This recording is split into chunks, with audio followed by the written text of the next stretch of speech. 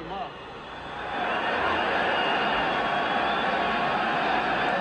Elam is going to try this, and it will be a 60, let's call it 63-yard attempt. Spotted at the Bronco 47-yard line. Snap a little high. Elam's kick. Oh, the line drive. It's got enough distance.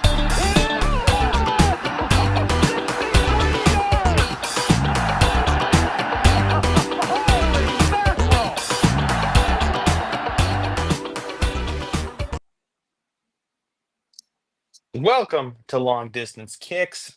My name is Rhett Johnson. I'm joined by my brother Ian, and we are here to kick it at distance and talk about the first week of Broncos camp. Ian, how are you feeling now that football is officially back? I'm feeling good, man. I just passed a kidney stone this last week, and so I feel like a new man. We're going to be talking about passing rocks of a different kind here with training camp. We're Uh, I'll, passing rocks I'll, all over the yard, baby. I'm doing good. Not as good as Cortland Sutton. Our man got paid. I know we'll talk about that a little bit later. Great to see homegrown talent getting rewarded. So, yeah, lots to talk about in this episode. How are you doing? I'm doing well. I'm in week 2 of a new job doing orientation, so that's fine. My favorite thing about it is I'm literally not allowed to have my phone on me. I work at a school for special needs children, and we put our phones away. And so I've had so much fun this week getting out and like pulling my phone out and getting all of the camp buzz all at one time the entire day. Like the day is over, and so catching I up feel on some like of these we stories. yeah we have a text thread with a friend of ours from college, and I feel Mhm. like the last few days it's me like texting 6 different things over the span of like 4 or 5 hours, and then like it's not until later in the evening where I get a response, but that makes a lot of sense. So Yeah, so yeah, I'm literally zero dark 30 that whole time. But I'm excited. We are gonna do our camp update. So we're hold gonna talk on, about. hold on. Do you got a Oh golf for no, me? I do have draft golf I'm for I'm you. ready Oh to my hit the goodness, links, man. I know. Wait. I gotta try to Let me redeem see. myself after last time. Yeah, let me pull up. Let me do this. Let me do this right, because we have. Do. Am I going to be a good producer? No, I'm not.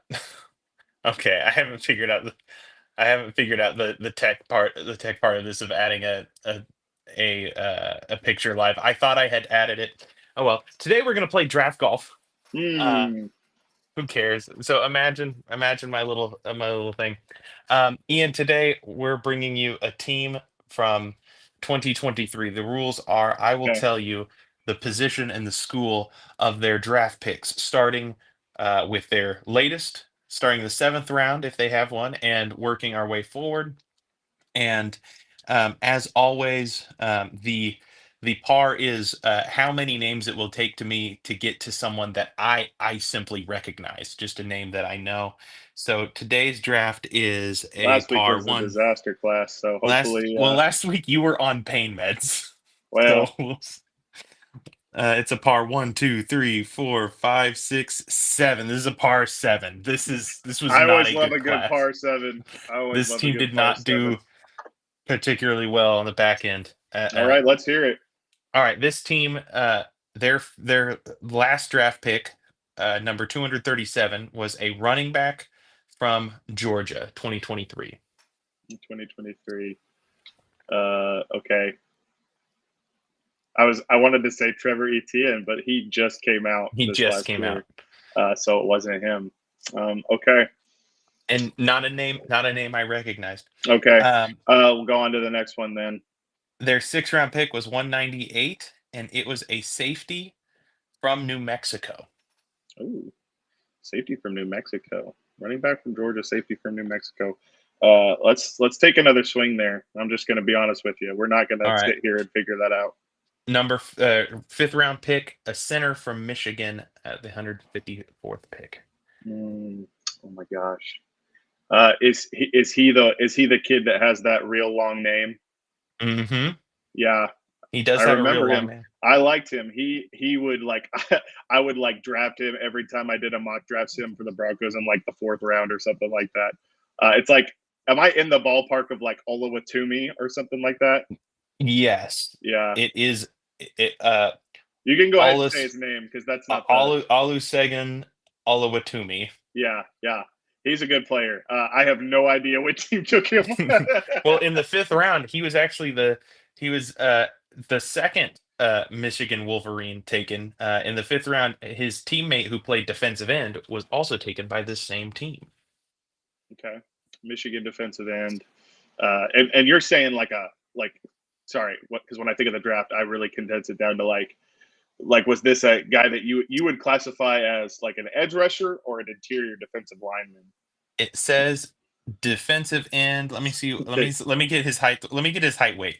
Let me get his height weight for you okay, because real that might quick. be not that that's going to unlock the answer for me. Um, 6'6", 295. So 6'6", 295. probably So I'd say three an tech. interior D lineman. Yeah, Yeah. 3 or 5 technique. Let's swing again. I don't want to waste our listeners' time. Straight defensive tackle, Mississippi State.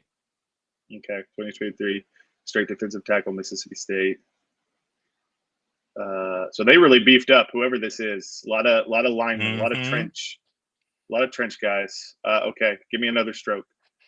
Offensive linemen. I wish I could get more specific, but just offensive linemen from LSU. Okay, offensive lineman from LSU. 4th round All right. pick, and then they had no 3rd round picks. Their last 2nd round pick was a running back from UCLA. Okay, And this is the this would Seattle be par. Seahawks. Seattle This was Seahawks. Zach Charbonnet. Yes, Okay. Zach Charbonnet. Tell me, who was that Michigan defensive lineman? Mike Morris. Was the LSU offensive lineman Damian Lewis? It wasn't Damian Lewis. It was Anthony Bradford. Oh my goodness! Yeah. Okay. But Right this on. year, this was interesting. Very This cool. was the Devon Weatherspoon year. Jackson Yeah, Smith he's and like. Jigba. So I mean, Derek good class. Hall. Good class. I Yeah, don't know that Derek Hall's done anything, but no. Kenny they got my boy. McIntosh. Yeah. Jarek Oh, Kenny Reed. McIntosh was the Georgia running back. Mm-hmm. Okay. Fun class though. I mean, they've hit on Weatherspoon. They've hit on Njigba. Mm-hmm. I like Olawatumi. I have no idea if he's been good for them, but so I'm I going to mean, give that draft class my, an A, my friend. my guess is if he's on the Seattle Seahawks offensive Well, line, he let's hear from probably the has 12. not. Sound off, 12s. Sound off in Sound the off. comments, 12s. Let us know what you think. If you have a scouting report on our friend Olawatumi, email us at long distance kicks pod at gmail.com. An email we check often. Yeah, I've checked multiple times. So all right, we're moving on. We're moving on to training and we're camp gonna do update. our camp update. We're gonna do our camp update. So storylines from week 1 of camp. The first thing that I want to make sure that everyone's updated on is we got to do the Our Guys report. Ian, I don't know Brought if to you you can. by regret. Yeah, I Rhett don't. Johnson is killing this roster right Hey, now with his our I don't. guys. I need you to know. First overall pick last week was Caleb Lohner out of Utah, and not 24 hours, not 12 hours, not 2 hours after we got off of our He made a off of play. the pod last week. He was turning heads. We had how do I get this soloed? There we go. Look at Shout this. out Broncos Wire at the Broncos Wire here on X, formerly known as Twitter, saying Caleb Lohner played only 1 year of college football, but Sean Payton has a plan for the former basketball player. Come on, Boom. Sean. I consider that an absolute win for me. How do I? There we go. We're back. So listen, the people are talking. Caleb Lohner, that's a good one. It's working out fine for you. Unfortunately, Drew Sanders, as everybody knows, Broncos country is aware. I think out 4 to 6 weeks is what's listed. I haven't actually heard. I heard that they canceled Drew Sanders. They said he was just too good They Okay. said Well, they said no way. all right. Well, he's out north of 6 weeks, according to Sean Payton, for being too good. So, Yeah, yeah, man, that one's really disappointing. Drew that one Sanders is is. a guy. I was going back and looking after we talked about some of these guys last week, and I had in that year's class, I had Drew Sanders. I'm pretty sure is my linebacker one in that class. I was a big fan of Drew Sanders coming out of Arkansas because I liked he had been an Alabama transfer. His tape at Alabama was good. He was just buried behind. I mean, it's Alabama, Mhm. right? Talent. He comes to Arkansas. He starts playing more off-ball linebacker, and I just kind of you fall for one of those guys every year, right? One of those guys Yeah, who's like an edge rusher turned linebacker, and unfortunately, this year it really seemed like we were starting to hear more about some flashes with him. Um, and yeah, he's struggled a lot with injuries. I hope this isn't it for him. I'm glad that this one, the timetable is he'll be back, but definitely not great. Him missing training camp, missing the off season. it's honestly it's so tough. I feel bad for him because he got caught in uh that thing. Denver just loves taking guys that could be edge rushers or inside linebackers and like just messing with them, just moving them around and not really setting in stone where they're going to play. And so he got moved around a couple times. We're going to play at edge. We're going to play inside. He's had injury after injury. Like the poor guy has just not caught a break, except for being a football player who made it to the NFL and has made like Yep. hundreds of thousands of dollars now playing football.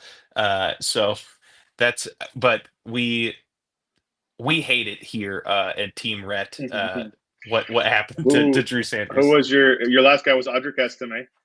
My last guy was Audric Estime, who spent most of the week doing pretty much nothing except for apparently pouting on the sidelines. Yeah. That So became a story. word on the street, and by that I mean Philip Lindsay, Broncos legend.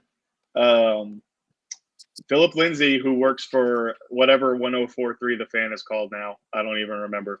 Uh, he said something about how Audric Estime has been pouting out at camp. Now, here's the deal. My personal take on this as someone who, I mean, obviously, I have been not been out to Broncos training camp. I haven't been watching Audric Estime.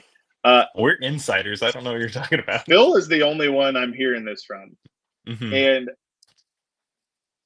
I don't know, man. I don't Be know if there's. careful. Someone might see this and aggregate it. You're right. We got to watch out for the aggregation, aggregate, whatever. Um, listen, Audric had a good day today. Is from what I heard. Audric, Hmm. today was kind of the defense's day, but Audric popped a few outside. He had, I guess, like a really impressive catch on the sideline. So hey, listen, the Audric Estime dream is not dead, people. Yeah, and it's such a weird time for the NFL because we're still living there's still ramifications to the post-COVID world. We're seeing a whole lot of really old players come into the league, and in a world where so many guys are getting into the league at 24, 25 years old, Audric Estime is still like 20 or 21. He is very young, and that Yeah. is that like I think there's still a lot of potential for him. And in my head, the vision that I have, maybe I shouldn't have chosen to be my training camp guy, but in my head, it's he makes it onto the team or he, passes through their practice squad. I don't think anyone would be picking Audric Estime up off waivers. But you get halfway through the season, J.K. Dobbins either starts slowing down, maybe he gets hurt. He has a history of getting hurt. It's just a part of kind of what he does. And then in steps Audric. Like you need that body, he's got the NFL sized body. He has more explosion than Dobbins. And I think if he gets a chance, really for him, what hurt him was fumbles last year. And I don't believe I want to believe that fumbles are not going to be something that he can't fix. Lots of young running backs getting in their first year and have a fumble problem. If he fixes that and he gets his chance second half of the year, he really could be like the shot I'm holding on to is second half of the year. He's like a shot in the arm for the offense where he's fresh legs and he's just hitting holes and being the power back for a Sean Payton offense that is maybe even heading towards the playoffs and contention. And then I'm cashing all those my guy tickets. But tough week so far for me. Ian, your guys have had a pretty good week. Yeah. Starting off, Alex Palczewski. No news from him, which is good news, I think, from I'm a lineman standpoint. I'm sure like if you some of those Broncos media people like who have their eyes on the Mhm. ground, I'm sure they could tell you any impressions they have of Palcho. Full disclosure, I have no idea how he's been Yeah. doing. What I've Um, seen in social media has been people like it hasn't been any comment about how he's doing, but it's been people making the take over and over again. Alex Palczewski, he could he slot in to start for the Broncos? Could they get off Mike McGlinchey and his money next year if Palczewski shows up? So you don't yeah, write those art you don't tweet those tweets if he's yeah, not playing well. So that's great that's to hear. we'll consider that a win. That's great to hear. And And we're doing mine out of order, which I mean is yeah, unacceptable. But well, we've already done it I that wanted way. to get So because I don't have any photos or anything for okay. So who do Alex. you want to? Do So you I have a do photo I for someone because else? yeah, Ian, you're not on social media so Correct. much. I'm on social media, so I have some presents for you to unwrap. Here Okay. is What we got here? firstly here's just here's just a hype tweet here. Year two, Jonah L. This Oh, is so this is just Tyler some fan at account. highest high year two Jonah Ellis going to be something special, man. Look at that hype tweet. Ian, do you miss this? Do you miss this from Hi, I Twitter from back in the said it. day? It must be true. Yeah. So, Um, maybe you want a little bit more reputable source here. Well, this is what you're looking at here. This is oh Bruce yeah, Hurdle. man. SasquatchCasino.com is saying it. Let's go. Yeah, I have no Uh, idea. Bruce Hurdle and Goodman and Hurdle. Hot I, takes. I'm familiar with Eric Goodman. Yes, I like Okay. Eric Goodman. So Broncos linebacker Jonah Ellis had 5 sacks and 38 total tackles his rookie season in 2024. Could he emerge as a breakout player on the defense this year? These guys are asking questions. Ian, they're asking the questions. I Your guy, Jonah Ellis, breakout player for the defense this year. I And mean, I then feel like. Sorry, go ahead. no, you finish because I was I, gonna I say. I have mean, I feel like I kind of answered this last week by making him one of my guys. But yeah, I do think he can break out this year. Now, what's interesting, and sorry, I don't want to interrupt the flow of your thought, but no. if we're talking edge players in camp, the one from what I've grasped that has been making the most noise is starter Jonathan Cooper, who apparently has just been a menace, man. Which I Yeah, mean, I have heard that. he's a dang good football player, so that's not surprising to me at all. But yeah, Jonah. I mean, I've always said this is a kid that I feel like you love having him as your third rusher, like your first one off the bench. Hmm. And then I just feel like we should, even though he's not one of our guys, we should probably go ahead and shout out Dondrea Tillman as well, who has been making some noise, I think, in his own right. Yeah, So yeah. he's been doing incredible, but we're not done. Jonah Ellis is like Oh, will not okay. stop. The talk Okay, won't there's more stop Jonah going. Ellis hype. Okay. Yes, Ian, what you're looking at, I need to explain this. This is Mile High Huddle Oh, aggregating Mile High Huddle. Shout out Nick a Kendall, by the way. Mile High Huddle. yes, Mile High Huddle is taking is talking Zach Kelberman. Is Okay. he? I don't know if he's associated with Mile High Huddle or Yeah, yeah, not. yeah. He writes Okay. on Huddle, yeah. So they wrote an article. ESPN put spotlight on outside linebacker Jonah Ellis as the non-starter to know for the Broncos. And you're probably wondering, wow, I'd love to read that article. That article is more or less a link to the ESPN article, and I have the screenshot of the piece here. Here's what they're saying about our beautiful boy, your guy, Beautiful baby not boy. ours. I'm sorry, I'm just trying to steal him, but Beautiful baby boy. non-starter to know. Edge rusher Jonah Ellis. Ellis was third among rookies with 5 sacks last season. He was incredible with the run game, tackling ball carriers with an average gain of just 1.8 yards. Oh, He's wow. I didn't versatile. know that stat. Yeah. Did you know he's versatile with the ability to move inside to rush on passing downs or to drop into coverage from the outside? I did. We saw some of that last year, yeah. And then it says that it's whether or not he's going to be available is a question because of the scapula injury or whatever that he got Mhm. against the Bills. But yeah, so Ian, hot start for your guys. Wow, it's crazy that I am the reason for his success. Just Yeah, kidding. No, he's awesome. And me, like, this was not a this was not a deep cut. Okay, there's a lot of people out there who are excited about Jonah Ellis. Much but like my but third. there's not a lot of people who have him as their guy. Only you. You're right.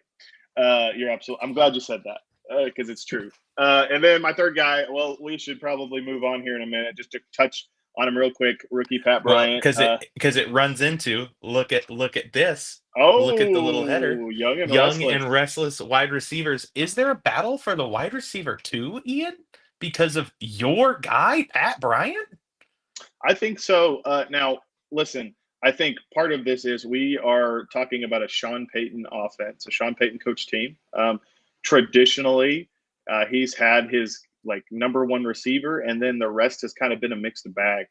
When you look at the makeup of our room, the talk has been this offseason. I feel like we have heard so much about how like they love Devon Vele, like he's the guy in line to take. He's expected to take that too, and I like Devon Vele quite a bit too. I think he was an amazing draft pick relative to his value where he was taken. But it feels like there is some competition. Pat Bryant has impressed a lot of people. He's been further along than some might have expected. Also, Troy Franklin, man, I'll tell you what, Troy Franklin, Troy splash play Franklin. every day. Brother, hey, Taking a splash so play every I day. I have a little bit of a Troy Franklin take here. Okay, Um, one of the things when it comes to running backs and wide receivers, they are two of the positions that are always on like body watch every year. And what I believe it was, I think it was the fantasy football guys, but I heard through my dear friend CJ, um, a discussion of whenever NFL wide receivers, they may be like, oh, he slimmed down a lot, so he's going to be a lot quicker, or NFL running backs being like he added a lot of weight. That's actually not all that helpful. The good thing that you want to see is you want to see your receivers getting bigger and your running backs getting faster because okay, being all that much faster is not going to make a difference if you're a wide receiver against a cornerback. But being yep. like 5-10 pounds heavier, like you might be able to like bully some of those smaller players. And guess who showed up to camp looking worlds different? Troy Franklin looks like a different person. Like he looks That's like good to hear. he probably added 10 to 15 pounds of muscle. I mean, he That's looks like good a to hear, man. and it's good to hear that while also he's doing what he's supposed to do on the field during camp, even with that extra muscle added. Like it doesn't seem like that's taken Mhm. away from what he's supposed to be. Last year when we drafted him, Sean Payton said right afterwards in his press conference, the vision for him is kind of an outside Z. That's how we see Mhm. him. It would be awesome for Troy to grow into that role. It feels like when we talk about the receivers, even though like he really came on the second half of the year, it's easy to forget a little bit about Marvin Mims just because of Mhm. he's kind of considered a gadget role player. He's also made 2 Pro Bowls now on special teams, which is fantastic. Um, Marvin is another one that's interesting to me too because I think it was Kay Adams who just is the queen of getting information out of Sean Payton. Mhm. She was asking him about Marvin Mims, and he said, and I'm paraphrasing a little bit, but he said that there wasn't anybody in his opinion who grew as a player over the course of the season than Marvin Mims. I just want to mention him because uh, I think it's easy for us to kind of archetype these players. And Marvin, who did have a lot of gadget stuff, I think it's easy for us to say, oh, well, Marvin, he's just kind of that gadget player. Marvin still has growing to do as a wide receiver. And we want to see that too. And I think from what I've heard, he's had a good camp. Yeah, look, Rhett, at the end of the day, I'm still probably guessing Devon Vele is the two. Uh, Mhm. but what else I'm also trying to say is we should be excited that we've got some young guys who are showing signs of growth, guys to be excited about. One name I will throw out, he won't be our wide receiver too, but Trent Sherfield has Mhm. been getting quite a few snaps. Think of Lil Jordan Humphrey last year. He's a guy he's gonna get some play. He'll catch some passes, but also it's kind of a as a blocker at wide receiver, but then also on special teams he's valuable. So don't be surprised if like week one Sherfield is active over like a different receiver that maybe you like better as a player, just because of the utility that he brings. So I think it's absolutely a battle. At the end of the day, I guess I would probably still pick Devon Bailey to take it based on the experience of what he got last year. I don't know. Rhett, what do you think? I agree. Like a lot of it going into camp, having Trent Sherfield come in, that was kind of a guy that I expected at some point for there to be buzz and sort of a story around, hey, Sherfield's out here making plays. Sean Payton's kind of famous, or at least he likes to see himself and he likes to talk about himself as a meritocracy guy.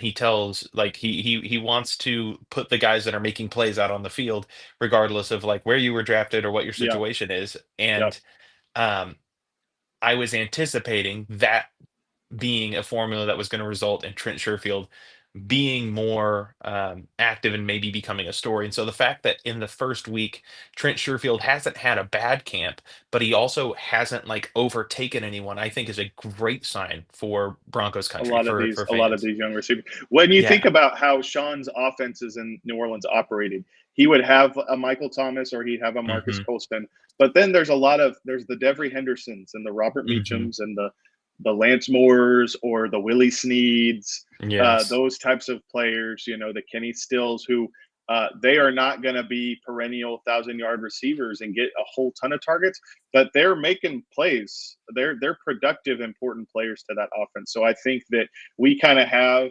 that guy in Cortland Sutton that's going to be that guy at least for the foreseeable future. And all these other guys, if they can if they can prove themselves to be versatile, if they can prove themselves to have a role in this offense, that's going to be the best possible thing for us. I'm excited to see it start to take shape. So Yeah, I love it. I think I'm excited about it. We'll continue to see. I'm excited to see if Devon Bailey starts making plays, if he gets some run, or if one of these. If I think it's Vele, Franklin, and Bryant coming down for you've even that. got guys who probably won't make the team, but even like I've heard the Jerwan Newton. I've heard his Yeah, name. The undrafted guy. Is he the hmm one from Toledo? I think. I I I think could so. be getting Yes. that wrong.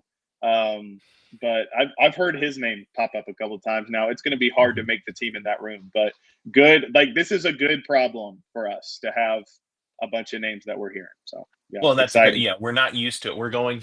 We are a team that fundamentally, if guys got cut from us, they left the league. And now I feel like we're more of a team where we're going to be seeing two or three guys every year, Yeah, at least from this roster, get picked up other places. And wide receiver, I think, might be a room where you will see some guys that we can't get to the practice squad still have to get cut, and that will get picked up. So, yep. speaking of super deep units that we have. Mm, Man, the secondary shuffle. Um, Ian, we're seeing a lot of young talent in that secondary, and I think maybe Vance Joseph's biggest issue is this: who will be Denver's best five DBs to put out on the field? okay, so we are talking best five defensive backfield total. So we're talking I mean, corners and just safeties. how are Okay, you how are you going to take yeah. that corner room, really So that that's a top great three? question. So one of my guys too that I didn't talk about, a guy Pat Surtain from Mhm. Alabama. I think going into his fourth year, guy I really like. No, obviously, listen, we Not all know. notably not in the 99 club this year from Madden. I don't know if Well, you I saw don't that. care about that. I don't really care about that. I will say this: this is the one thing. What I like about Pat Surtain is because I try really hard not to be like biased with my team. It's great to be able to be like, we have the best corner in the NFL. Hmm. There's just people say Sauce Gardner or Derek Stingley, great players. They're not Pat Surtain. That being said, yeah, obviously we know what we have in him. We know where he's going to line up. After him, it gets interesting. So I want to touch on a few of these guys. Uh, Rhett, I have another Norman Rockwell guy standing up meme painting here. Okay, ready? Okay. Uh, Riley Moss is still good. Okay. Riley Moss is still a good football player. I know that when he was nursing an injury still against T. Higgins, I know it didn't look pretty. Okay. I know that the Buffalo Bills, who at that point were just a better team Hmm. all around, like I know I get that the end of the season might not have been the prettiest for Riley. Guys, he is still he's a starting corner. Now, it was interesting because when we drafted Jahdae Barron, who, I mean, for the record, I loved that pick. I was so excited. I was texting you like, I can't believe they did that. That's so cool. Okay. The Broncos drafted Barron, and there was a lot of like, man, Barron and Pat Surtain, like, do the Broncos have the best corner duo? And it's like, well, they already had a pretty dang good corner duo with Riley Moss, Yeah. and people just, for whatever reason, the first half of the year, everyone was talking about Riley Moss, like almost like gassing him up too much. And then he came back against T. Higgins, recovering from an injury. And it's like all of a sudden he's, Damari Mathis or something like that. I fully expect, given what we know so far, Rhett, and I know that it's early still, we know that Jahdae Barron, according to Sean Payton, has been playing primarily inside. This Mm. shouldn't come as a shock to us because he had plenty of experience there at Texas. It's Yeah. one of his strengths was his versatility.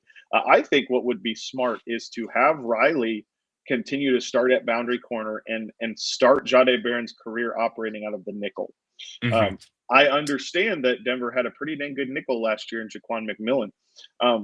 I want to be clear. I don't want to sound like I don't like him. I think he's a really good player. I think his physical profile is a little less impressive. He's one of our smaller defensive backs, if I'm not mistaken. Hmm. He also he's in a lot of turnovers, which I know. It's weird with turnovers, man. It's weird with turnovers because some of them are luck.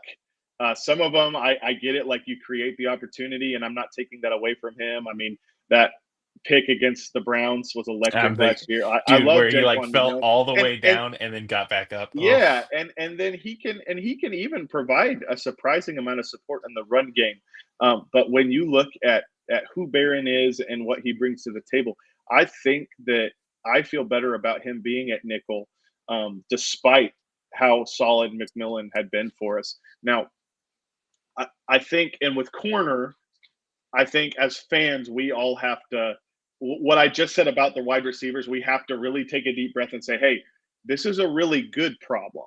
Sometimes, like, it's weird as a fan base when you have this situation in camp where there is a position that seemingly it's like you have too much talent, because we haven't even mentioned Chris Abrams-Drain, who's also waiting in the yeah. wings too.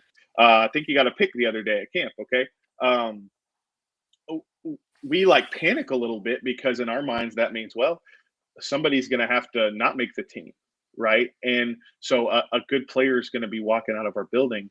And I understand the thought process, but why can't we spin that on a positive note and say we have so much good competition going on that, yeah, there's going to be good, like, this is just going to become part of the Broncos culture where we're regularly in the off season at the end of camp, we're having good players leave our team and go elsewhere because we have good players. That happens with a lot of different teams. Now, I'm not saying that, Jahdae Barron wins the nickel job. That means we're moving on from Jaquan McMillan. I don't think that has to be true at all. I do think you're going to have to figure out, how to play what. But the thing about corner is you can never have enough of them. And I think we saw that last year a little bit. Levi Yeah. Wallace really helped us remember that last year Yes. because let me tell you, not pretty, right?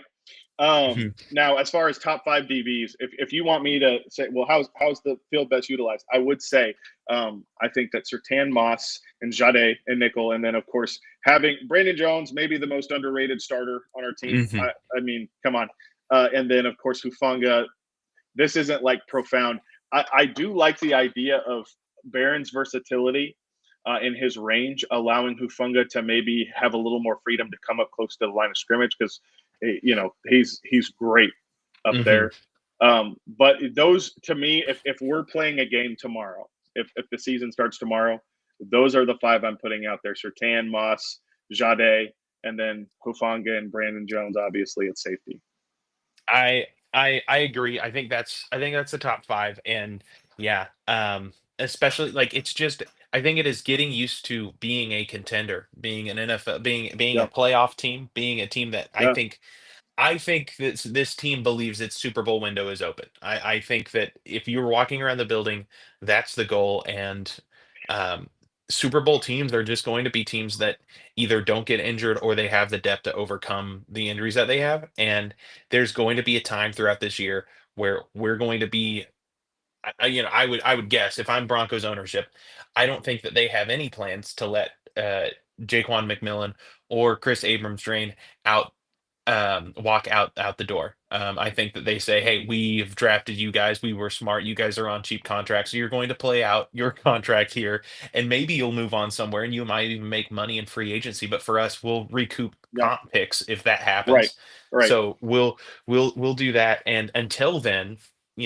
There's every bit of likelihood that at some point in the middle of October or into November or whenever we're going to be really happy that the next man up is Jaquan Absolutely. McMillan, Absolutely. We want to have a bunch of good football players. Mhm. We can only have 53 of them on our active roster. And at the end of the day, some people aren't going to make the squad and it's going to disappoint some fans. Mhm. But then there's on the other end of it, man, Rhett, I remember a couple years ago, I was so off put when the Broncos traded training camp darling Trinity Benson. Do you remember him? To the Yes. Lions for a fifth round pick. I was upset. Can I say that again? I was upset that we traded Trinity Benson for a fifth round pick. Uh, and all respect to Trinity Benson, okay? He had a career in the NFL, so he won in life. But that was an example of like, yeah, a guy who was really showing out. We moved on from him, and it was what it was, right? Yeah. Like, I think the last time I thought about Trinity Benson was being upset that we traded him for a fifth round pick. Like yeah, that's just how yeah, it's gone. And um, one thing too, this is probably an irresponsible take, but our safety duo, if they remain healthy, they feel like the modern day 2025 NFL version of uh of TJ Ward and Darian Stewart yeah, of yeah. of They, I a hard hitting safety that can come down to the box and cover that middle area, and then an underrated guy who just knows how to find the ball and How good just was knows how to Darian fill it. Stewart, man? Dude, I Again, like one of the forgotten guys on that great defense. Yeah, called game against the Ravens week one, man, I believe that year. man. What a Week one, week two. yeah, he Yeah. did. You're right. You're right. Yeah, I remember Um, that game because I was like, man, Peyton had a really bad day today. Good, he got that out of his system. yeah. Then it was a rough year, but hey, it doesn't matter Can't because it ended with the can't wait Lamar for year. this So offense to figure itself out. It never yeah, did. We still won a Super yeah, Bowl. yeah, But yeah, so that the I'm really intrigued. I think yeah, I want to get I need someone to bring me back down to earth about our second about our just our whole defense. This is a team that's we have the best offensive line in football, and so far in the first week, every single day, the defensive line has just eaten it alive. And you can either be concerned about the offensive line or you can say, "Oh my God, this yeah, defense is going to be unbelievable." I think like it feels similar to the 2013 the 2014 and 2015 training camps. Um, yeah, I specifically remember a yeah, day in July where I was spending the summer in Stillwater, Oklahoma on an internship and was driving in the middle of the hot Oklahoma sun, and I stepped out of my car and I was thinking about the defense in the middle of camp, and I thought this is going to be the greatest defense in the history of the NFL, and yeah. they kind of were, but It like was a those, weird thing. It was like, man, on paper, these guys are going to be yeah. dominant, and then they actually were. That never happens. Just sitting Yeah, there thinking, man, yeah, how do you get open against this secondary? And like we have yeah, Von Miller and Demarcus yeah. Ware rushing the pass. This is gonna be like, what Oh if man, this is the they greatest thing signed ever? Demarcus Ware and Akeem Talib and T.J. Ward. There's no way all three of those work out. They all three All worked out. three. They were all Oh three man, great signings. that and Yeah, this week in Twitter for whatever reason, the 2015 Broncos defense has been brought up a couple times. People like like slandering it, talking about like it versus the 2013 Seahawks and whatnot. And I will go to my grave defending. That's the greatest defense to ever be assembled because the scheme had nothing to do with it. They just lined up and kicked your butt. Like they just Dude, we they had just Aaron erased you. we had Aaron Rodgers and Alcatraz, man. I We mean, Tom Brady was in Hades, brother. Like yeah. Cam Newton was the MVP that year, and I now I understand like this man was throwing to Ted Ginn and like Devin Funchess, okay, but man, that whole MVP train like came to a screeching halt in the Super Bowl. I mean, yeah, but we're not talking about the 2015 Yeah, defense. that's Rhett, all. what's our next? Ah, Moving on here. What do you got for us? that's it for our training camp coverage. And we're moving on to our fan favorite game. Actually, I've heard that this is a big one with the kids uh, heading up or tailing off. This is a we have a Canadian toonie here, and we're going to talk about the NFC South today. Everyone's second favorite division. Before we do, name a random NFL player. It's your turn. Um, it's my turn to name Give me something a good. random. Uh, Devin Funchess. I just said Devin Oh, Funchess earlier. it's dang it, dang it, dang it. But that's Okay, okay. okay. No, no, no. Uh, I then I will Cam say, Newton. Cam. Dang it. Oh my goodness. Okay, well then I'll do another beloved Panther from way back in the day, and uh I'll say Muhsin Muhammad. Okay, great. Yeah. Yeah, he I was like he that was one. sick I back in do the like day. that Yeah. one. He was nasty. Yeah. Okay. Shout out Musa Muhammad. All right. Well, uh we're gonna start for the NFC South. We're gonna start with the Tampa Bay Buccaneers. Do they still own the South, Ian? You're gonna tell me, based on what this coin says. Uh they're tailing off. Ian, why is it gonna go wrong for The the Bucks this Buccaneers year? are tailing off. Okay.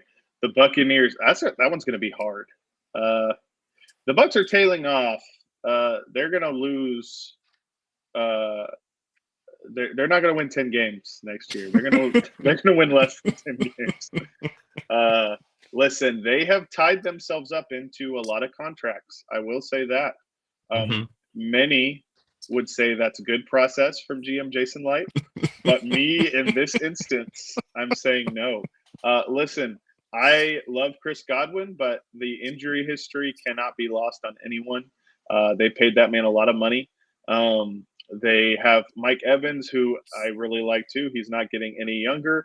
I would say too that Emeka Egbuka, who I like a lot as well. Man, I'm not making a great case here. Uh, you can make the case of saying, well, what are they doing? Like they're already good at wide receiver. Why not go address something else?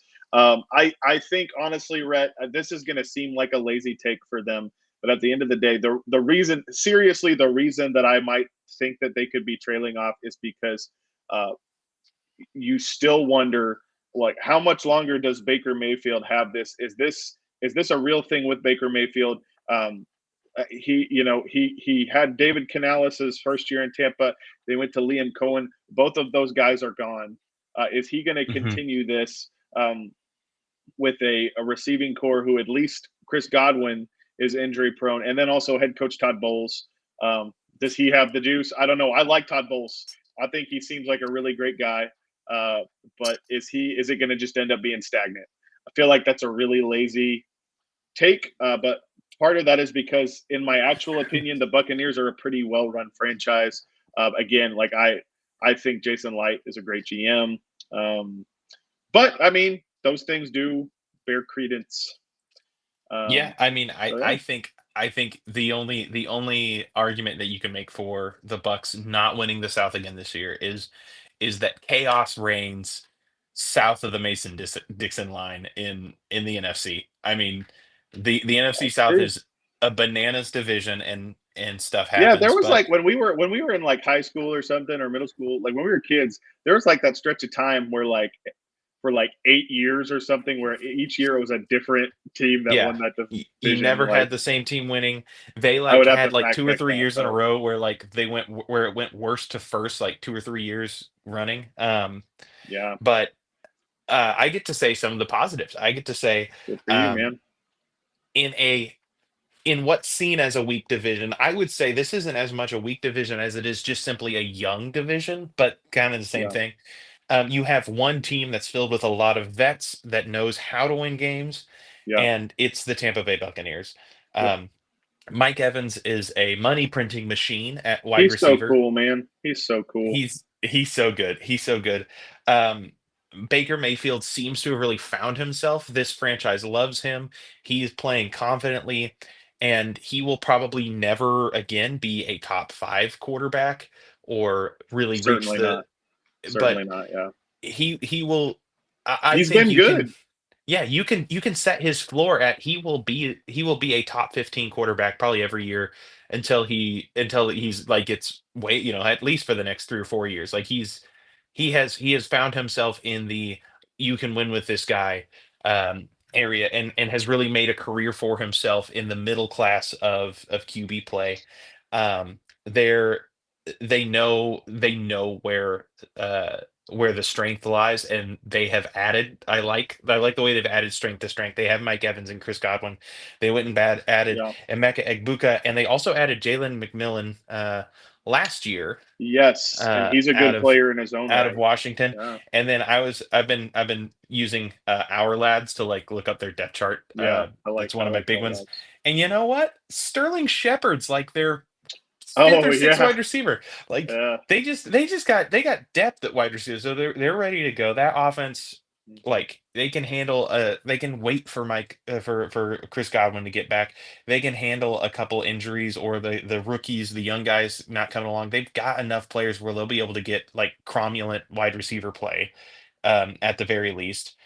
And their defense, they have a number it's an aging defense, but there's a number of like players that you're like, this is a feisty defense. If Vita Vea is playing and is playing at a Vita high Vea level, is awesome, he's a man. game I changer. I love Levante David. One of my coworkers asked last week. We were like all in my Mhm. office talking football, and he said, if you could get a jersey of a player playing right now who's not on your team, who would it be? And I don't know if I came up with an actual answer, but Levante David was one that I threw out as like that. He's a He's still stud. so good. You know? And so it creates for you, it's a team that has a pretty stable high level offense. I think this will be a top 10 offense. Yeah, And then kind of it feels like an old school, like a defense that just won't be fun to play. Like sure, uh sure. Antoine Winfield It'll be Jr., good Levante ball David, Vita defense. Vea, Yeah, like yeah, they have a really strong spine. Some of the guys on the out, like I'm just like looking around at the names, and I'm seeing a lot of guys, and I'm like, like they're really hoping that rookies at the cornerback position come through and add yeah, some Benjamin Morrison, they added yeah. Jacob Parrish, like I like those. Jacob Parrish though, man. Yeah, Ball I mean, player. it's a lot of hope, but I think that this could end up being an interesting team, a team that wins Yeah. a playoff game or two.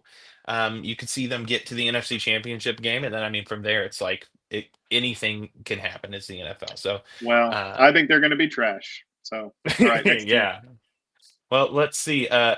Let's go to some of the I would label young and fun, like like doesn't work, but could be fun to fix up here. Like um, teams. The Carolina Panthers. Ian, tell me what. Tell me why the Carolina Panthers will be heading up this season. Thank God. Okay. I just didn't want this to be a thing like last week where it felt like I had to do like 3 heading up in a row or something like that. So I'm glad to mix it up a little bit. The Carolina Panthers, I'm excited to talk about how the Carolina Panthers might be better. The Panthers were a team that, listen, very early in the year, they benched Bryce Young. Was it before the regular season or just a little bit into the regular season? It was, I think it was a little bit into the regular season. It I was like think you're week two right or too. three. They benched Bryce Young for Andy Dalton, and I have to be honest. I kind of supported the move. I know a lot of people were saying like, "Man, that's early." at the time, I was kind of just like, man, sometimes though, you kind of, if you know, you know. And from what I had seen Bryce the year prior, and I think some of that was because just how good CJ Stroud was in comparison, like what a Mhm. special year he had as a rookie. Um, I think Bryce, to me, coming into this past year, I was like, he's probably not the guy. And so Yeah. even though it was early, I was kind of in favor of it. I was like, yeah, put the veteran out there and see what he can do. But then, man, the story of their season certainly was the back half of the year. Bryce came back in, and I'm so happy for him. He played well. I'm not Yeah. going to tell you he like tore the league up. I'm not telling you he's a top 10 quarterback or anything like that, but he played good football. He showed uh, why you take a guy like that. The Panthers started to string a few wins together there at the end. It wasn't a great season overall for them, but it's one of those strange seasons that if you're a Panthers fan, first year head coach this last year, Dave Canales, okay, young quarterback who showed promise. Even though you were 5-12, you're probably like spirits are probably a little bit higher going into this year. I just want to name off some of these additions that they've made here this Yeah. offseason. So they listen, let's talk. Well, first of all, I want to talk about additions on the defense. Okay. They added a lot both through free agency and the draft. On the defensive line, they added Bobby Brown the third, and Tershawn Wharton alongside who I hope is going to be a healthy Derek Brown. When healthy, I mean, one of the bright young players in the league. I mean, just dominant, right? They added Nick Scorton and Princely Malin or something. I Yeah. don't remember how to say his last name, the pass rusher from Ole Miss. I love Nick Scorton as just a heavy-handed edge rusher. I think he could go in there and early get playing time. That Um, defense is fun. they signed Trevon Moehrig to a big contract at safety. They also drafted Lathan Ransom, safety from Ohio State, who I really like. These are great on offense. They've got kind of a fun, interesting running back room where they have Chuba Hubbard, Jonathan Brooks. Who knows where? I know he's got health stuff. I liked him coming out of his draft, but then they also signed Rico Dowdle, who's a solid player. They one of my draft darlings, tight end Mitchell Evans from Notre Dame.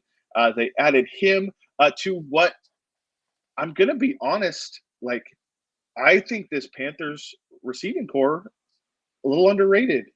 They Yeah. drafted Ted McMillan, which I was really impressed with. I think that was an example of the Panthers brass not overthinking their draft pick. Yeah. Okay. Uh, like we got real weird with Ted McMillan close to April this past year, Yeah. man. We had people saying crazy things about this dude. And it was like, how is it like brave to say that Ted McMillan is going to be good? Like, how is that a brave, Yeah. courageous take? You got Ted McMillan. You've got a guy who I was really impressed with last year, Jalen Coker, undrafted player that they brought. I think he was undrafted. You'd have to fact check me on that. Made some good plays. I don't think Yeah. he's. I Undrafted. I don't think he's a future one by any means. I don't think he ever will be, but he's a good player.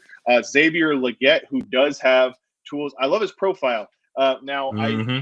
if you like go look at what Panthers fans say, I think it's kind of a mixed bag on how they felt about his first year, but the talent is there. You would hope to see progress. I know they they signed like Hunter Renfro, which is interesting. We'll see what comes of that. But you also got Adam Thielen, if I'm not mistaken, still in the team. Who, Yeah. like, He's I still mean, kicking around.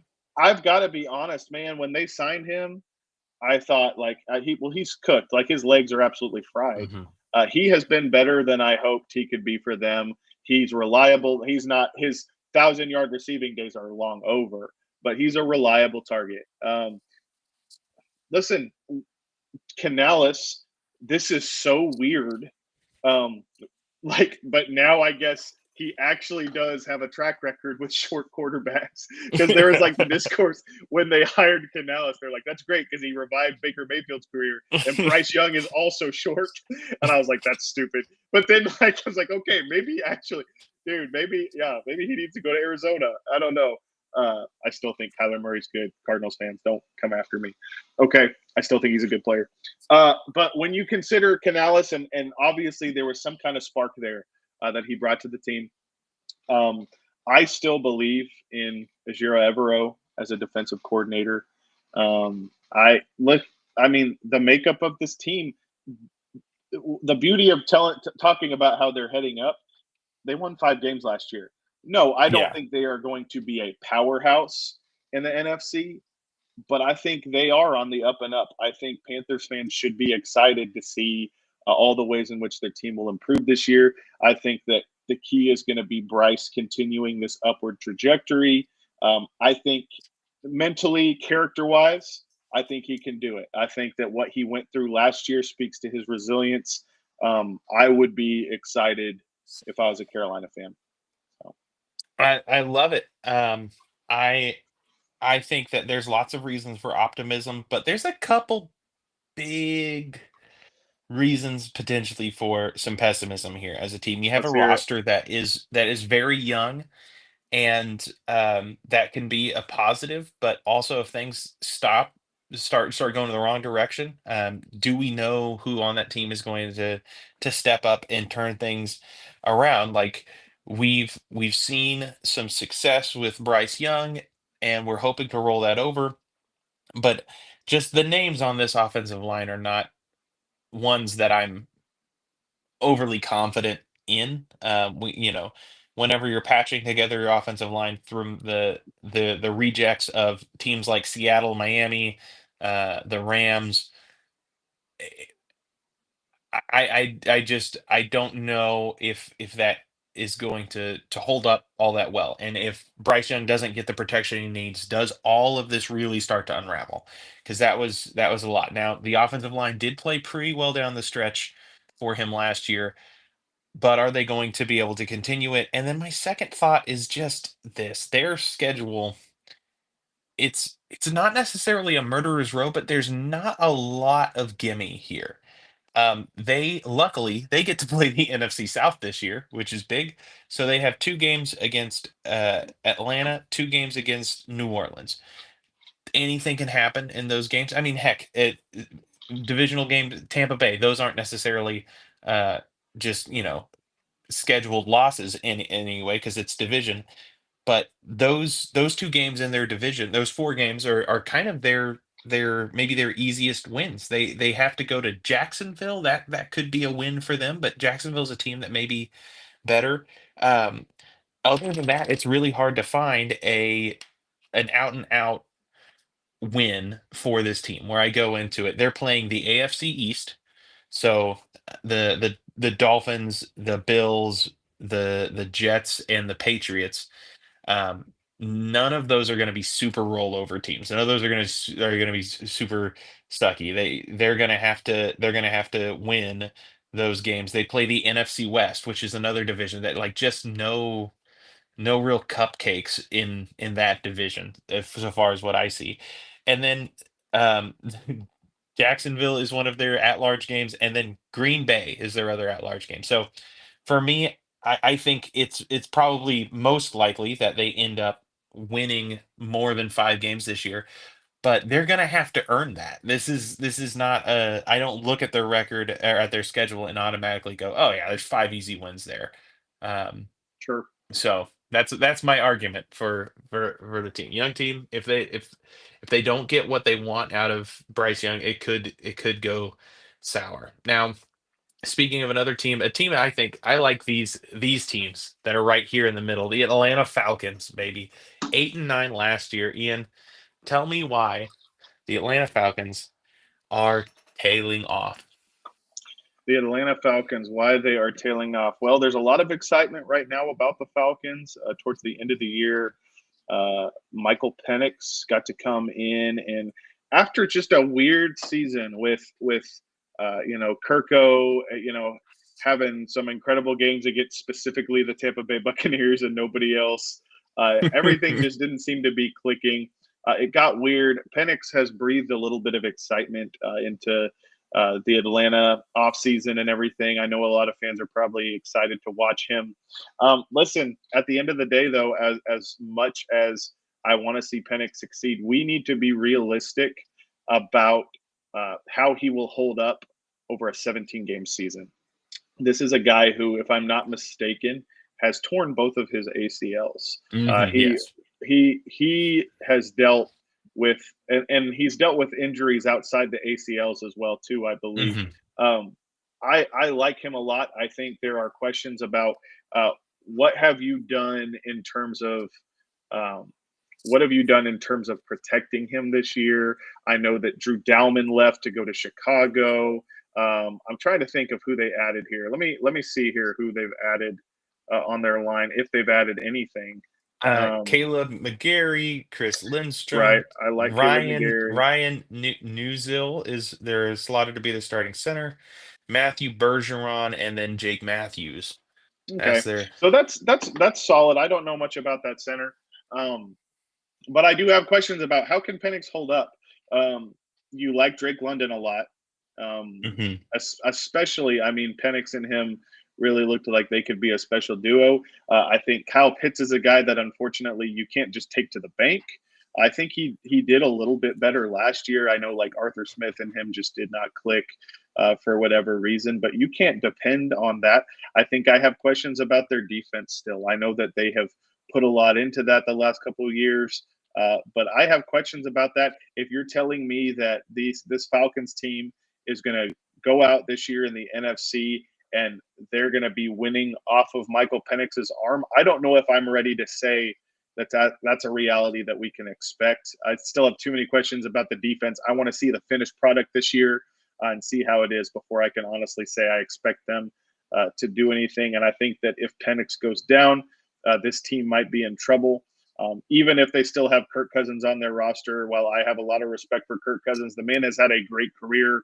I know we meme him into oblivion because of like Mhm. primetime Kirk and all those things. Man's been a really good NFL starting quarterback for a long time. The man's had a successful career, but we've seen it with him too, and it wasn't pretty last year. And so the Falcons are, the 8-9 record they have last year, like it kind of reflects how I see them this year, where I'm like, I could see a path to how they'd be a really exciting team.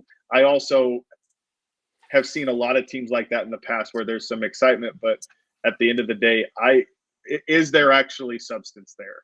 I'm not convinced that there is. Yeah. This is a team that it is it's a coin flip team. It could all fall apart, but Ian, it could go well. Michael Penix came in the last couple weeks of the season, and he brought life to that team in a way that makes me really sad. I really wish that we had gotten to see more of Michael Penix in 2025 because it felt like it, I'm going back to I'm gonna throw some shade at Kirk Cousins. It felt like a situation where Kirk Cousins walked into that locker room and that young Atlanta locker room didn't vibe with him at all. They were like, "Here's your starting quarterback," and they were all like, "Ah, okay." Like True. it felt like just a weird, like kind of like more like typical office stuff that we would like experience at work, where it's just like, "Oh yeah, they brought this guy in. He's supposed to be pretty good, but just a weird vibe in the office doesn't really fit." And it seemed like the team was kind of felt a little bit rudderless, felt a little bit soulless, spineless, and then Michael Penix comes in and the guys want to play for him. And so if you bring that Absolutely. into next year, this Atlanta offense it got some pieces. If the O line keeps it together, I mean, Drake London is like one of the league's most bestest hypothetical receivers we've ever seen. Like he's at some point got to have a chance to. It feels a lot like Demarius Thomas whenever he came in, and there was just a couple years where it was like, I promise this guy's gonna be good at some point. Right, Like right, right. he's just like, when is Yep. this gonna happen? And this could be the year. And dare I say, Kyle Pitts fits more what Michael Penix is going to do. Uh, I hope they don't play him as a tight end. I hope they just like treat him Yeah. as a wide. He's not really a tight end. He's a wide receiver. Go do big wide receiver stuff. Um, and Bijan Robinson is just one of those He's players that awesome. could. He is amazing, and if they can feature him well in this offense, and if this offense can, if the passing game can just be enough to make teams play a little bit honest, they could be cooking with something on offense. And on defense, their big issue was just they couldn't generate pressure. And This team, they went out maybe over their skis, but they went out and they made the bold decision. They drafted Jalen Walker, and then traded back into the first round Yeah, and got James Spears Jr. Um, yeah. and I mean, so, now you have three, their top three pass rushers are these two first round rookies and Leonard Floyd, and there's a chance that that pops off. sure. Um, Pass rusher is a position where you've seen some guys show up and can their first year generate pass rush. I'm being optimistic. So James Pierce is going to come in and first year have the body to be able to rush the passer, and maybe teams just won't run the ball at him. Maybe they will just not do that. But I see beyond that. If they're getting the to the passer, I kind of like their secondary, man. Yeah, I like Jesse Bates, and and Jordan Fuller from Carolina. yeah, They yeah, added him. That's a good safety tandem. AJ Terrell and yeah. Mike Hughes is a it, that's Okay. that's Yeah, that's UCF Golden listen. Knight. Yeah, Um, D D Alford is their nickel. They've yeah. got some pieces where if it's fitting together, they have some young guys, Xavier Watts, Billy Bowman Jr. They've drafted. I'm just naming guys off of our Uh, lads. I do like some of these guys now that you're mentioning it, man. That's a Yeah. bummer that I had to say tailing off now because I love Bowman for what he is. Xavier Watts was a player that I was really high on. I think I had him as safety two, possibly. Um, And that's in the nice. middle in the middle of their defense, Ian, they have one of the all name team players. They have Divine Diablo, Divine uh Diablo. Yeah. in sitting there in the middle of their They've invested in that D line. I know last year they drafted Rook Aurora. Um, Rook Orthopedics. Yes. Aurora. You just got to sound like Scooby Doo when you Or say it. yeah. Do they still have David Omieta or however you pronounce it? Yeah, I David don't know. Omieta, He's a Zach solid Harrison. veteran. Zach Harrison from Ohio State. So it is possible. Full disclosure to the people who aren't listening to the podcast right now, it is possible that I undersold the Falcons defense. And for that, I apologize. Falcons fans, Dirty Bird Nation, sound off in the comments. Let me know how upset you are. Um, Yeah, but yeah, I think especially in a division like this, it it it could all work out for the right. I old mean, Falcons. that's yeah. The last team we have in the New Mhm. Orleans Saints at 5-12. How I mean, how bad could they be, right? I Like, don't come know. on, I don't know what I'm about to talk about. Ian. So The Saints, they're gonna win 6 games, right? am I talking about how they're going to be You're better? Yeah, you're telling me Okay. they're gonna improve. Well, okay. So here's the deal with the Saints. This isn't one of the teams that I'm like super excited about in the league, but that's mostly coming from like the quarterback position. Um, Hmm. Spencer Rattler did not wow me last year. Um, I know they drafted Tyler Shuck, and I know that they really like him a lot. Um, excuse me. I know they like Tyler Shuck a lot. I'm trying to see here who they have another guy in the equation. Uh, Jake. Jake Hayner. Listen, Jake Hayner was one of my boys a few years ago. I do love Jake Hayner. I don't expect him to be. I think Shuck's probably going to be the guy. Listen, I personally wasn't a huge fan of Tyler Shuck. I thought that he just kind of looked incredibly skittish in terms of like pocket presence. But there are really smart people who know a lot more than I do who are relatively high on him. I will say this: Dane Brugler, who's probably like, I mean, one of the most respected scouting minds in sports Hmm. media. He was kind of the first guy that I know of who was really like, "Hey, Tyler Shuck, like he's not only draftable, but he will go fairly high." Um, and for all of what I just said there about Tyler Shuck, about it seems like he's skittish. This offensive line is not a disaster by any stretch. This is an offensive line that they've poured resources into as of late. I mean, They already have some veterans established like Cesar Ruiz and Eric McCoy, who are great players. The last couple of years, they drafted Talise Fuanga last year, and then Hmm. this year they did what I thought was a pretty mature pick. They just went ahead and took Kelvin Banks Jr. out of Texas. They didn't overthink it.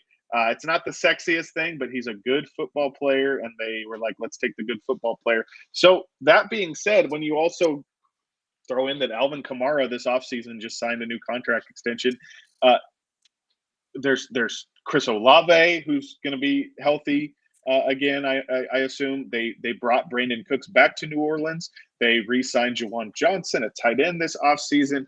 They also have Rashid Shaheed, who's a really fun player. The infrastructure on offense seems to be there. We haven't Hmm. even mentioned that they just hired Kellen Moore, who's an offensive mind. Okay. The infrastructure seems to be there on offense. Now, there's going to be the question about whoever the quarterback is under center, but the talent around them, a competent quarterback can do something with that. Um, Now, on defense, there's a lot that I like here too, actually. I mean, I know Cam Jordan is, he's older now. They've added some guys that I really like. Danny Stutzman, the stunt man. Okay, they Hmm. drafted him at linebacker. I really like that one. Um, they've got Demario Davis, who's still solid. Uh, let's see here. Pete Werner, Chase Young, Pete Werner. They have Chase Young. They have Terrell Burgess, who I liked coming out of the draft. I don't really know, what to expect from him. Uh, Brian Bresee. Brian Oh, Brzee a that. really good player. Um, Vernon Broughton, one of those guys that I just thought, man, he's going to go lower in the draft than he should. Really, really solid player. Yeah, Carl Granderson, similar thing. They've got Isaiah Foskey, who from Notre Dame, man.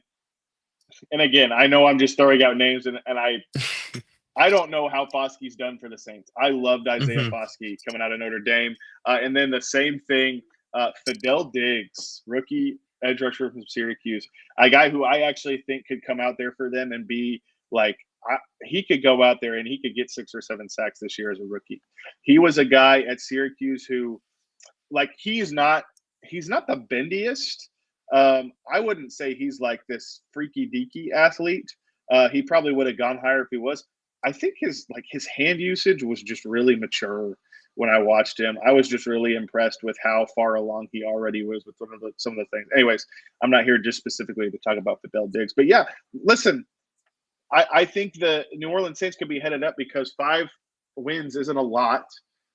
We've already talked with every team about how this division isn't a juggernaut division, Hmm. respectfully, and because again, if if the head coach and the quarterback work out, the infrastructure's there. It Yeah. is. It's solid. You can work with that. If you told me, and now again, I am not bound to they're going to be a playoff team here. I'm just saying they're headed No. up. But yeah, Six or more is what you're looking for. if you told me the New Orleans Saints are winning 7 games in 2025, I feel like I could see it for sure. Yeah. So yeah, Now I would say that they do have a couple things going for them, right? Um, their roster, I know that the general idea around the league, like for me before I like went and actually looked at their roster and looked at what they were setting up with, my idea was, oh my God, the Saints they're in cap hell. They don't have any talent, they don't have anything. Really, the starters, if you look at that top line, they're an NFL football team. They have a perfectly good defense. Like you said, they have the structure of an offense. You have a structure of a defense there. Um, Really, where you see their cap implications hurt them is the second string, the third string. You see a lot of like undrafted guys being brought sure. in. A lot of the talent at the back end of the roster is really bad. So the Saints' issues is more depth than is depth and a lack of, they have no real depth. They don't have as many real game changers there. They have a bunch of guys that are just fine. And Alvin Kamara is like kind of your only guy, maybe Chris Olave, who can really go and win a game for you. Um, Yeah. And that's a problem because they're also paired with a young quarterback and a first year head coach. So when you have Yeah, that combination, that tells me the depth issue tells me that the Saints might actually come out and surprise some people and win some games at the beginning of the year. But as we get into the season and the attrition of the year sets on, you're going to at some point have a rash of injuries in a position, and you're going to be putting a guy out there that shouldn't be in the league because of your cap situation. And that's going to create some weaknesses. It falls apart. It crumbles really quick for the Saints, and you're pairing it with a rookie quarterback and a rookie head coach, which tells me that for the Saints, you could also say the optimistic view on that side is, listen, it's going to be bad at the beginning of the season, but if they get like halfway through, maybe they start to get their feet under, like they could get some momentum, and those two things crossfade. Those two things sure. don't do well. So it looks like a team that very well could be healthy and bad because you have a rookie quarterback and a rookie head coach for the first 8 games of the year, and then um, unhealthy and Yeah, but feisty, where maybe they're starting to figure it out. But at this point, you're starting a whole bunch of guys that are not there, or your playmakers aren't really able to. You're not having any game changers. And so I think that there is a very real world where the Saints may even go less than 5 games or less, because in the NFL you need that continuity, and you need solid play from the quarterback to get a season started, and you need depth to keep a season going, and they don't have either of those. yeah, for sure. So Boom. at the end of the day, who is winning the NFC South? No, well, I am going to shock the world. No, I'm not. I'm not going to shock the world. I think the Tampa Bay Buccaneers are your NFC South champions this year. That's I do too. Yeah, it's kind of one of those things where, yeah, until they're not, that's who I'm going to pick. Yeah, Tampa Bay going to win that division. the more interesting question, Ian. Who do you think finishes second? Who do I think finishes second? You know what? I'm going to do the fun thing. In my opinion, what's the fun thing? I'm going to go with the Carolina Panthers. I think they finish second. I think we're going to see some good football from them.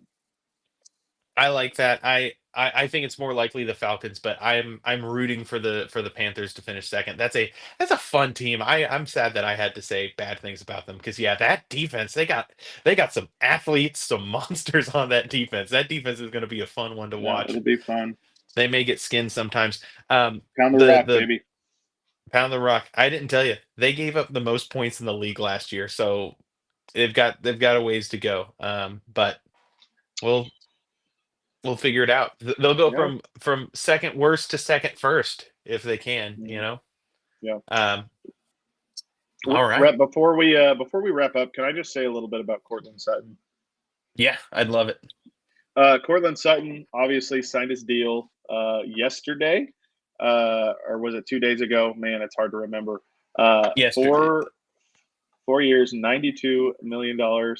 Oh, you have a little header for this. Hmm. Okay, that's great. Listen, Cortland Sutton's a guy who came to us out of SMU in the second round. I believe that was 2018, and since he has been here, Cortland has seen Case Keenum. He's seen Joe Flacco and Drew Lock. He has seen some Jeff Driscoll. Okay, he's seen Russell Wilson, a little bit of Jarrett Stidham, and now Bo Nix. Uh, Cortland has seen some rough seasons. Through it all, he has maintained a sense of professionalism, but also he has been a heartbeat for our team, along with a few other guys like Garrett Bowles, guys who have seen some lean years and who have kind of withstood that, and now finding themselves in, like, it's not just that they woke up one day and they found themselves in a completely different culture. Guys like Cortland Sutton are part of those building blocks. Mm, And so for mm. me, if you talk about um, elite receivers in the NFL today, I would not put Cortland Sutton in that top tier of elite receivers. But this was, full disclosure, one of those things where whenever Cortland got extended, I didn't care where the money was. I wanted this guy to stay on the team. We Hmm. saw him uh, the last few off seasons. It seems like his name gets thrown out in trade talks as a potential, you know, a potential asset for like a draft pick. I know like Ben Albright, I don't remember if it was the last offseason or the offseason before, he said like there was a time where Cortland Sutton was as good as a Baltimore Raven, and then I guess just the compensation couldn't quite get there. Um, and yet he's still here. And I know last offseason, I think none of us were fully confident that he was going to be on the team. And then when he came back, there was that tweak that they made in his contract that added a little Hmm. money, and he came back, there was a feeling of relief. And he just quickly picked it up with Bo Nix. And we saw what I thought was a pretty special rapport with those two Hmm. guys. Now, Cortland Sutton, to me, for those reasons, for what he brings culturally, his character, his leadership, but also what he brings on the field. This is a guy who is a safety blanket for his young quarterback. He is, again, not an elite receiver, but he's a elite at a couple of things. Hmm. Okay, he makes some spectacular catches that I can't fathom. His one-hander against the Chargers this past year, the first time we played him, comes to Hmm. mind immediately. Certainly, some other ones over the years that people can think of. I want to talk about this statistic that I love that doesn't always get talked about with Cortland Sutton. Uh, from 2022 to 2024, Cortland drew the most yards. Or sorry, let me rephrase this again. He drew the most DPIs, defensive pass interferences, with 15 for 2022 to 2024, Wow. along with the most total yards, 270 yards. Um, so, like, inverse that, that's like 15 receptions for 270 yards. Okay, Cortland did that better than anyone else. Now, I understand that with officiating and everything, and Hmm. obviously the defender is the one committing the offense. I understand that a lot of that's not in Cortland's control, but when you do it that consistently over multiple years, there is something to it. When you think about the physical makeup of who he is a big wide receiver. Okay, he's 6'4". Okay, he's a big, heavy, muscular guy. This dude is cut, and he's fast. He is not a burner in the sense of some of these receivers we have in the league, but relative to his size, I mean, he's a long strider. He has downfield speed. Okay, um, he's hard to cover. He just is. And so a lot of times down the field, we have seen over the years, there will be a flag thrown in Cortland's direction. And some people might say this is like a soft thing to consider, but I think that is an asset to his game.